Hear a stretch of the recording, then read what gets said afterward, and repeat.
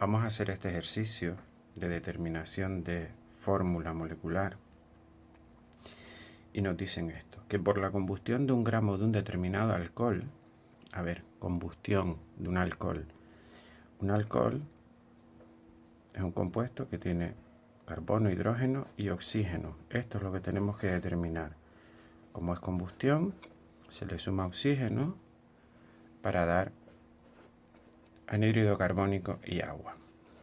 Evidentemente, como no conocemos estos números de aquí, no sabemos el ajuste.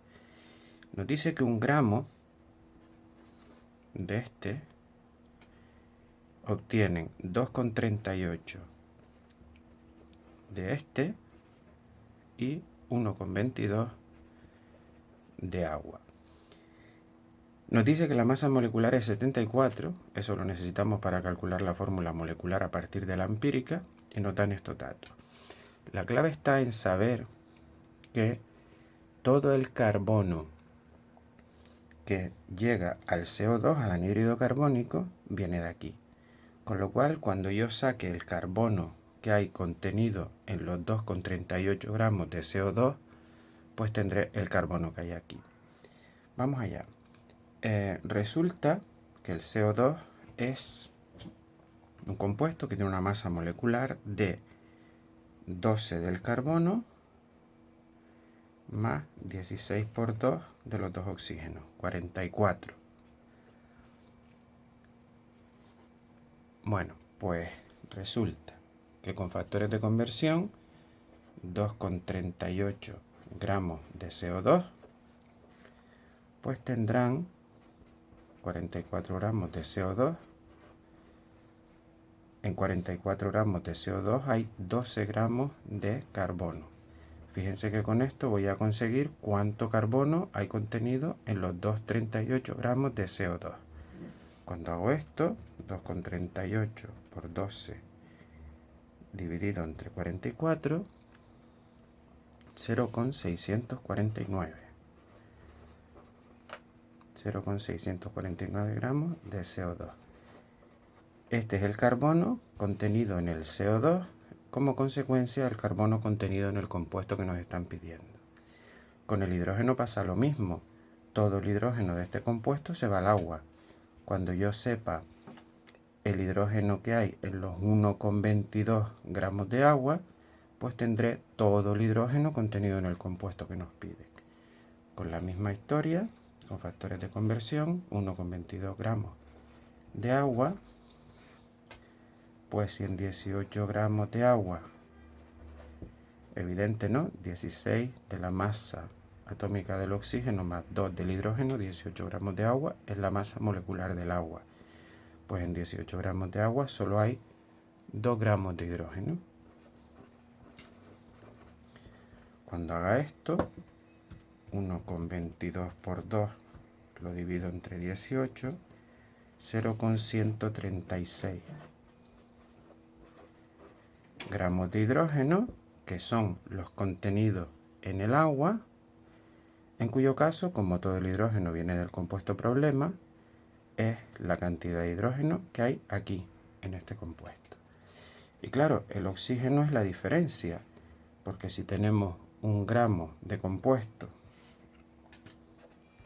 le resto 6,649 y le resto 0,136 de carbono, perdón, esto eran de carbono y de hidrógeno, 1 menos 0,649 menos 0,136, 0,215 son los gramos de oxígeno que hay en el compuesto. Si sumamos todo esto, pues nos dará 1. ¿Qué es lo que ocurre? Como sabemos que mol es igual a gramos partido por masa molecular, por masa atómica en este caso, yo si divido cada uno de ellos por su masa atómica, en el caso del carbono 12, en el caso de hidrógeno 1 y en el caso de oxígeno 16, pues tendré los moles de átomos de cada uno de estos elementos. Vamos allá, 0,649 dividido entre 12. 0,054 moles de carbono. Esto 0,136 de hidrógeno. Bien, y 0,215 dividido entre 16, 0,0134 de oxígeno. Claro, los numeritos que ponemos aquí debajo de cada compuesto, pues son los numeritos que van aquí debajo de cada compuesto, pues son precisamente los moles de átomos que tenemos de cada uno de esos elementos. Si yo esto a su vez lo divido entre el más chico, pues lo que voy a conseguir son números enteros, que es lo que ponemos en las fórmulas tanto empíricas como moleculares. El número más chico es este, 0,0134, y se supone que redondeando un poquillo, pues conseguiré un número entero, que será el que me dará la fórmula empírica. Este está muy claro, este es 1, o sea que el oxígeno va a tener un 1 en su fórmula empírica. Este de aquí arriba, 0,054 dividido entre 0,0134, me da casi 4. Y este, 3,6 dividido entre 0,0134, pues me da casi 10. Total, que nuestra fórmula empírica será C4H10O.